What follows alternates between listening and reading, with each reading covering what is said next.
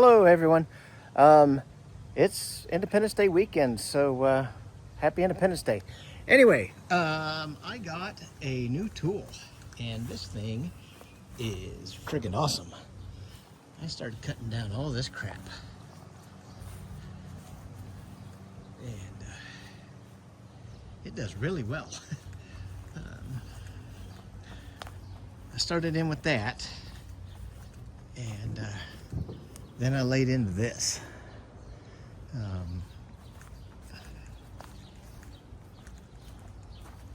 So I am trying to take my yard back over. It's been far too long since I've seen behind the trailer. In fact, it's been a long time since I've seen the trailer. You know, I've got my car trailer under all that, believe it or not. And you can kind of see the tire there and the front of the trailer here. So I am hopefully going to get all of that cut down.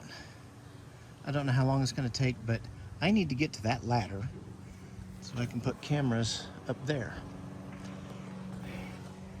Anyway, there's more work ahead, but I want to say thanks for joining me. If you liked the video, give it a thumbs up, and if you haven't, do subscribe. I would like to get to 1,000 subscribers fairly soon. Anyway, thanks for watching. I will see you later.